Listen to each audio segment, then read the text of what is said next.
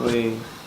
A few months ago, an Aikijutsu vs Karate sparring video was released. As an Aikido black belt with combat sports experience, I was curious to see the results. I was impressed, but also confused about some of the elements of the sparring. That's why when I met a professional MMA fighter and karate black belt Oliver Enkamp, I just had to show him the sparring to see what he will say about it. One important thing to mention is that during our reaction, we use the terms Aikijutsu and Aikido interchangeably. First of all, that is because Aikido and Aikijutsu are closely related. In fact, Aikido used to be Aikijutsu, as that is the main martial art that Morihei Ueshiba, the founder of Aikido, learned to begin with. Only later he modified his martial art, mainly by making it more peaceful, circular, and spiritual, as Ueshiba was devastated by the aftermath of World War II and wanted to create a pacifistic martial art focused on personal development.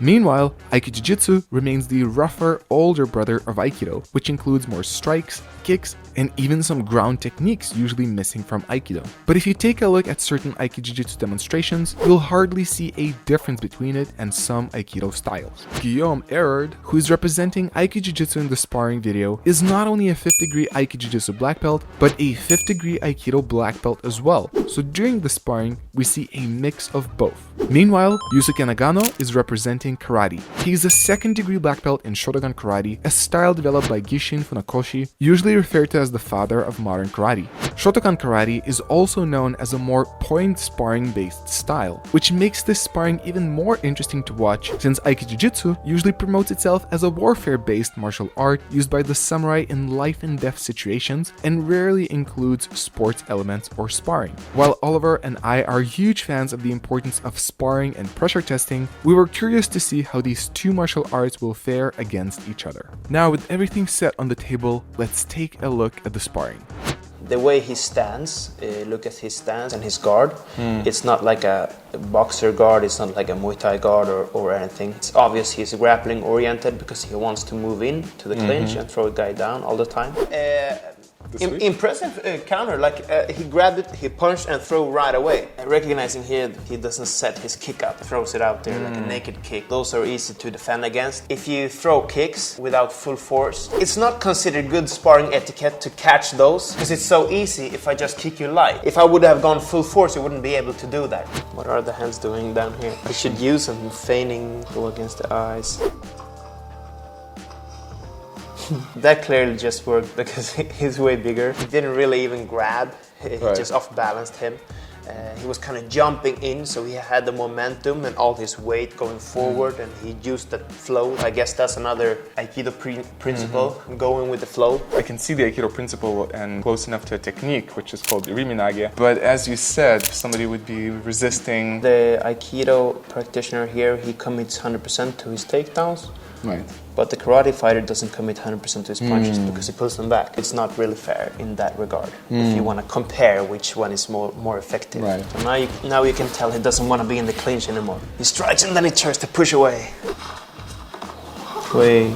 So how was that sweep? Yeah, it's a pretty common sweep. You do like a low kick, but you try to get both legs in one motion. Now he starts to use the angles more because he knows the other guy is gonna walk straight in and throw him down, so he cuts the corners all the time, which is a better way of using his footwork.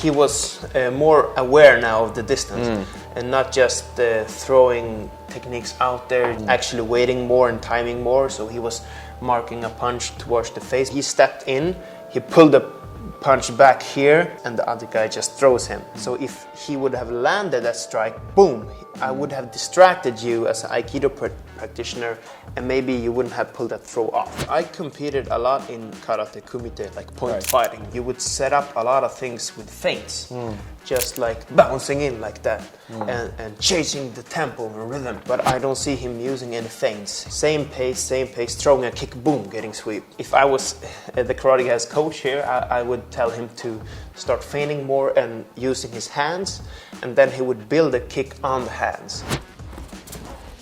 He throws the uramawashi, which exposes your back. So if you don't hit it, you're gonna be standing with your back, especially if you throw it while the other guy is circling, what just happened now. So he exposed his back. But I can tell the karate guy is maybe not very used to wrestling, because his reactions kind of letting the other guy grab and, you know, and then he gives up. Well, this is clearly light sparring, but how impressed would you be like? With the level of fighters that I train, can't say I'm impressed. I can tell they don't have that much full contact experience. It's not too bad either, I think, especially for like traditional martial arts, because most traditional martial artists, they never spar. You saw my video when I first went to sparring. Obviously, I had a professional fighter against me, so that makes a big difference. But still, I had no clue what to do, and he handles himself. But if you would put the same guy that sparred you against them, I think we would have a completely different picture.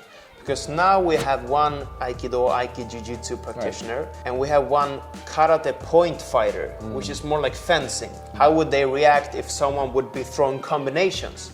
This karate guy throws just once, so it's way easier to defend against that, and I think that's what the Aikido practitioner has been drilling most of the time. Right. One punch coming in, you grab it, you throw it. I don't know if he's trained against 3, 4, 5 techniques, defending, slipping, rolling, and then throwing the guy down. If you would put an MMA fighter or Thai boxer against him, perhaps that would be the case, and it would not look as impressive. Play the devil's advocate. There is that narrative, especially in Aikido, that it's meant against untrained fighters. Untrained fighters, they're like more like haymakers. Yeah, but I mean, they would definitely not fight like this karate guy who leaps in with one technique and then it's over. It was still fun to see. I mean, it's good intentions, it looks playful, so I enjoyed watching that actually.